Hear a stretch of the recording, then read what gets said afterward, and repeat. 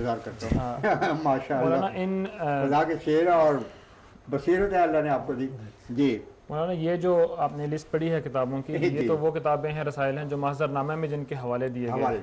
تو ان کے علاوہ بھی کچھ کتب و رسائل جمع کروائے گئے، کچھ کلمی نسخے، کچھ مزید رسائل؟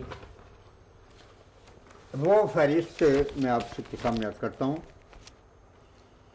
نمبر 1 ہم مسلمان ہیں، حضرت مسیح موعود کے روح پرور تحریرات. نمبر 2 صفات باری کے مظہر اتم، انسانیت کے محسن اعظم کے عظیم روحانی تجلیات از حضرت سیدنا خلیفۃ المسیح الثالث. نمبر 3 مقام ختم نبوت یعنی مقام محمدیت کی تفسیر، حضرت سیدنا خلیفۃ المسیح الثالث کا خطبہ.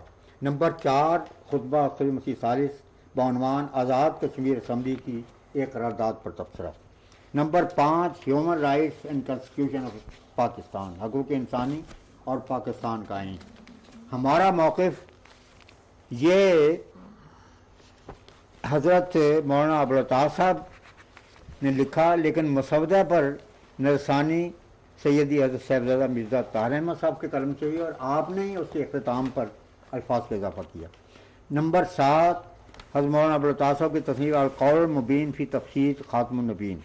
نمبر 8 مقربان الہی کی سرخروئی، یہ کتاب خاکسار نے حضرت خلیفۃ المسیح الثالث رحمہ اللہ کی ہدایت پر ہنگاموں کے ایام میں خاص طور پر ممبران اسمبلی کے لیے لکھی تھی اور لندن سے اس کا انگریزی ترجمہ بھی شائع ہو چکا ہے. نمبر 9 تحریک پاکستان میں جماعت احمدیہ کا کردار، یہ بھی خاکسار کی تالیف. نمبر 10 خاتم الانبیاء، یہ بھی حضور کے ارشاد پر میں نے مرتب کیا اور اس میں صدی کے لحاظ سے تمام ائمہ اور محدثین اور صوفیاء کے معنی جو ختم نبوت کے انہوں نے کیے ہیں وہ اس میں نے درج کیے، اور اس میں خاص تمام حضور کے ارشاد پر یہ کیا گیا کہ ہر صوفی اور بزرگ کی تاریخ ولادت اور وفات بھی ساتھ شامل کی گئی تاکہ پڑھنے والے یہ سمجھ سکیں کہ ہر صدی میں وہی عقیدہ قائم رہا ہے جس کو آج 1300 سال کے بعد مسیح موعود کی جماعت پیش کر رہی ہے. 11 حضرت بانی سلسلہ احمدیہ اور تعریف قرآن کے بہتان کی حقیقت، یہ ایک پمفلٹ تھا جو حضرت قاضی محمد عزیز صاحب فاضل میرے استاذ نے کے قلم سے لکھا گیا اور وہ اس میں شامل کیا گیا. 12ویں نمبر پر ایک کتاب خاکسار کی موجودی شاہپارہ کے نام سے بھی شامل کی گئی، جو پہلے مولانا ہمارے محمد اجمل صاحب سابق مجاہد افریقہ نے شائع کی، وہاں سے راولپنڈی سے پشاور سے بھی چھپی، اور اس کے بعد حضرت خلیفۃ المسیح رابع نے اس کو شائع کرایا تھا آف سیٹ کے اوپر، اور پھر اس کا بنگالی میں بھی ترجمہ شائع ہوا. اور عجیب بات ہے کہ مولویوں نے بھی میرے نام لیے بغیر اپنے رسالے میں اس کو شائع کیا، وہ اصل رسالے میرے پاس موجود ہیں. مولانا اس کے علاوہ بھی بعض اور کتب اور کلمی دستاویزات فائلوں کی صورت میں وہاں پر جمع کروائے گئے. حجت کا کوئی پہلو نہیں تھا جو جماعت نے وہ اٹھا رکھا ہو. وہ تفصیل آپ ہمیں بتائیں گے؟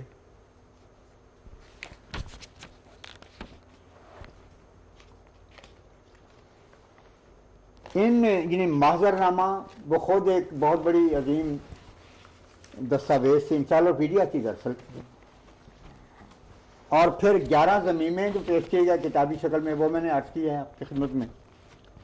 اس کے علاوہ قلمی دستاویز جو داخل کیے گئے، نمبر 1 تفسیر حضرت مسیح موعود، نمبر 2 میمورینڈم جماعت احمدیہ جو 1947 سے کریٹیکلی فیوارڈ اور باؤنڈری کمیشن کے سامنے پیش کیا گیا، اور جس میں جماعت نے یہ مطالبہ کیا کہ ہمارا تعلق اسلام سے ہے، ہماری اکثر جماعتیں پاکستان میں ہیں، ہمارا تمدن، ہماری سویلائزیشن، ہماری تبلیغ کا تعلق اسلام کے ساتھ ہے، اور ساری دنیا کو فیڈ کرنے والا مرکز قادیان جو ہے اس کو اس لحاظ سے بھی پاکستان میں شامل ہونا چاہیے.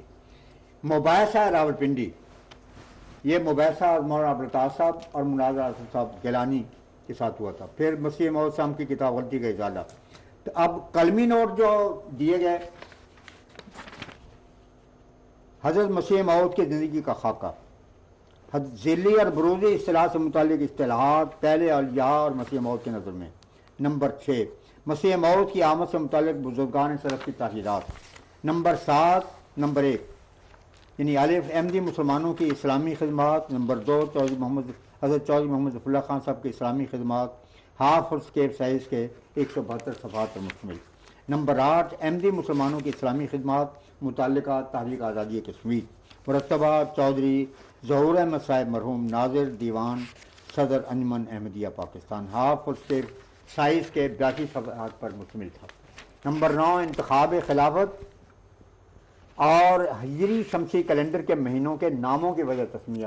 یہ چیئرمین نے کہا تھا کہ یہ جو آپ نے زبانی بہت ہی تاریخی بات بیان کی ہے، ہم یہ چاہتے ہیں کہ آپ اس کو تحریری شکل میں ہمارے سامنے پیش کریں۔ نمبر 10 پیشگوئی مولوی ثناء اللہ صاحب امرتسری، وہ فصل تحقیق ماہ حوالہ جات۔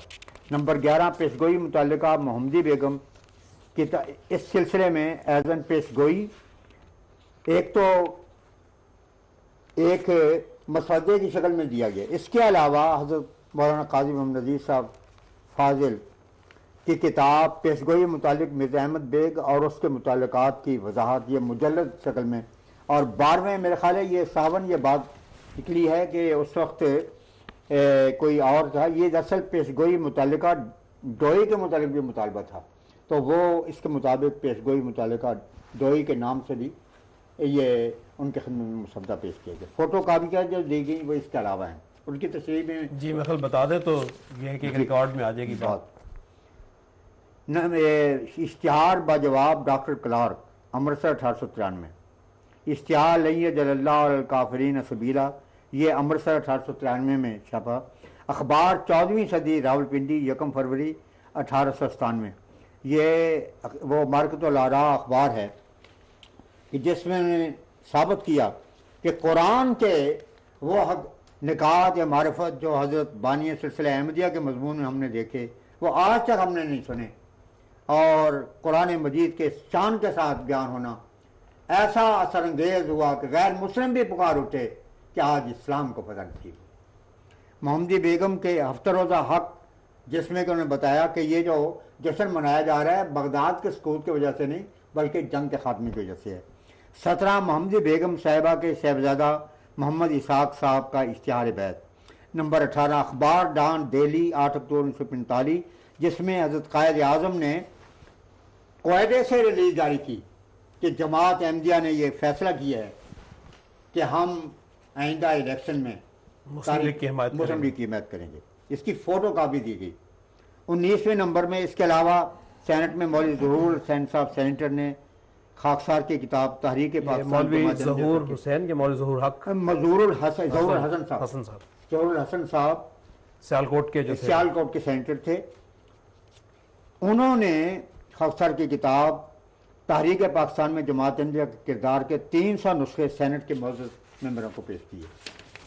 یہ تفصیل ہے جو آپ کے ساتھ کی تعمیل میں نے عرض کر دی۔ انہوں نے ایک بہت وسیع لٹریچر، محضر نامہ، اس کے ساتھ اس میں درج حوالہ جات کے ماخذ پر مبنی لٹریچر، اس کے علاوہ یہ بے شمار کتابیں، فوٹو سٹیٹس اور کلمی نسخے، کلمی فائلیں، یہ ساری اسمبلی میں جمع کروائی گئیں۔